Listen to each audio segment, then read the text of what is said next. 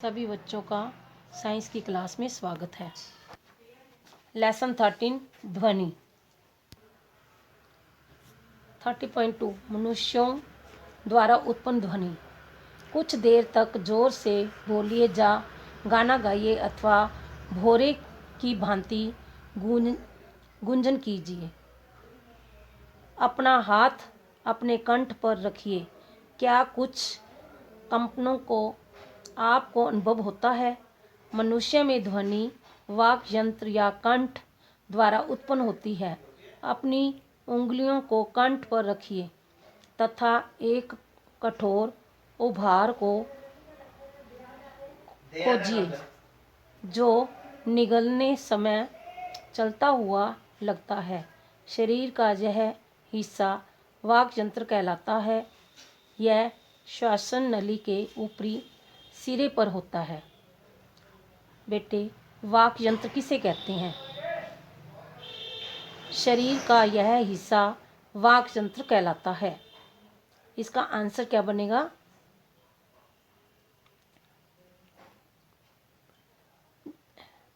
निगलते समय चलता हुआ लगता है। शरीर का यह भाग हिस्सा वाक तंत्र कहलाता है। यह आंसर बनता है। वाक यंत्र अथवा कंठ को आर पार दो वाक तंतु इस तरह तानित होते हैं कि उनके माध्यम में वायु के निकलने के लिए एक सरकनिक झिल्ली बनी होती है। जब फेफड़े वायु को बलपूर्वक झिल्ली से बाहर निकालते हैं तो इससे वाक तंतु कंपित होते हैं जिससे ध्वनि पैदा होती है। वाक तंतु से जुड़ी मांसपेशियां तंतुओं को तना हुआ अथवा ढीला कर सकती है। जब वाक तंतु तने हुए एवं पतले होते हैं तो वाक ध्वनि का प्रकार या उसकी गुणता उस वाक ध्वनि से अलग होती है। जब वाक तंतु ढीले एवं मोटे होते हैं, आइए देखें कि वाक तंतु किस तरह कार्य करते हैं। क्रियाकलाप 30.6 समान आकार की रबड़ की दो पट्टियां लीजिए। इन दोनों को एक दूसरे के ऊपर रख कर जोर से तानिए। अब इनके बीच के दायरे में हवा फुलाइए। जब तानित रबड़ की पट्टियों के बीच से हवा फूंकी जाती है तो ध्वनि उत्पन्न होती है। कागज के एक टुकड़े जिसमें एक पतली झिल्ली बनी हो की मदद से भी आप इस क्रियाकलाप को कर सकते हैं। कागज को अपनी उंगलियों के माध्यम में चित्र 30.9 बी की भांति पकड़िए। अब झिल्ली के बीच में हवा फूंकिए और ध्वनि सुनिए। हमारे वाक तंतु भी ठीक इसी तरह ध्वनि उत्पन्न करते हैं जैसे कि ये चित्र में दर्शाया गया है। 30.3 ध्वनि संचरण के लिए माध्यम की आवश्यकता होती है। जब आप कुछ दूरी तक खड़ी अपनी दोस्त को पुकारती हैं तो आपकी दोस्त आपकी आवाज़ को सुन पाती है। उसके पास तक आपकी ध्वनि किस प्रकार पहुंचती है? क्या आप यह सोच सकते हैं कि ऐसा क्यों हुआ? क्या यह संभव है कि गिलास में वायु की मात्रा कम होने और घंटी की तीव्रता कम होने में कोई संभव है? वास्तव में यदि गिलास में से सारी वायु आप बाहर खींच पाते हैं तो ध्वनि पूरी तरह सुनाई पड़ना बंद हो जाती है। इसी कारण यह कि ध्वनि का संचरण एक जगह से दूसरी जगह जाने के लिए कोई न कोई माध्यम चाहिए।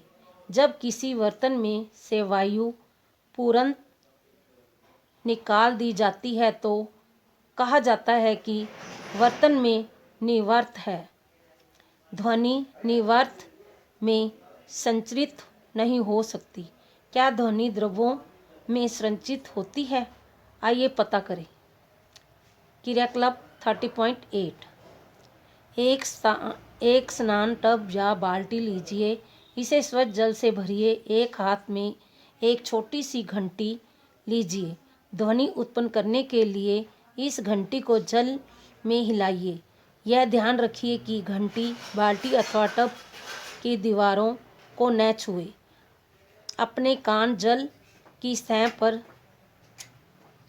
सावधानीपूर्वक रखिए।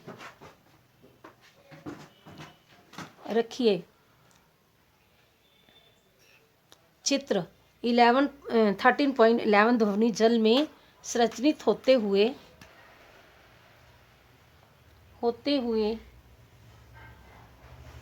आइए पता करें कि क्या ध्वनि का गमन ठोसों में भी होता है।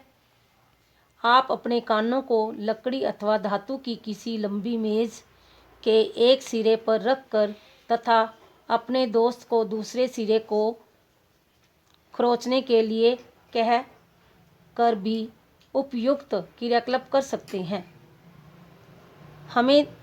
हमने देखा कि ध्वनि लकड़ी या धातु में चल सकती है। असल में ध्वनि किसी भी प्रकार के ठोस में संरचन कर सकती है। आप एक मनोरंजक क्रियाकलाप द्वारा यह दिखा सकते हैं कि ध्वनि डोरियों में भी चल सकती है। अपने बनाए हुए खिलौने, टेलीफोन अथवा क्या आप यह कह सकते हैं कि ध्वनि डोरियों में भी गमन कर सकती है, जैसे ये चित्र में दर्शाया गया है। अब हमने जाना कि कायमान वस्तु ध्वनि उत्पन्न कर सकती है और यह किसी माध्यम में भी दिशाओं में संरचित हो सकती है। इस ध्वनि को हम कैसे सुनते हैं। 30.4 हम ध्वनि को अपने कानों द्वारा सुनते हैं। कान के बाहरी भाग की आकृति कीप के समान होती है। जब इसमें ध्वनि प्रवेश होती है तो एक नलिका से गुजरती है, जिसके सिरे पर एक पतली झिल्ली दृढ़ता से तानित होती है। यह कर्णपटह कहलाती है। यह एक महत्वपूर्ण कार्य करती है। यह जानने के लिए कि कर्णपट कार्य क्या करता है, आइए हम टीन के डिब्बे को एक कर्णपटह बनाएं। कर्णपटह एक तानित रबड़ की शीट के जैसे होता है। ध्वनि के कंपन कर्णपटह की कंपित करते हैं। कर्णपटह कंपनों को अंतःकरण तक भेजता है। वहां से संकेतों को मस्तिष्क तक भेजा जाता है। इस तरह हम ध्वनि को सुनते हैं। ये कान के चित्र दिए गए हैं। ये कर्णपटह है। चित्र 30.16 मानव का कान। हमें कभी भी अपने कानों में कोई नुकीली, तीखी या कठोर वस्तु नहीं डालनी चाहिए। यह कर्णपटह को हानि पहुंचा सकते हैं, जिससे सुनने में शक्ति कम हो सकती है। इस वीडियो को देखो, सुनो और समझो। जो ना समझ में मेरे से पूछ सकते हो।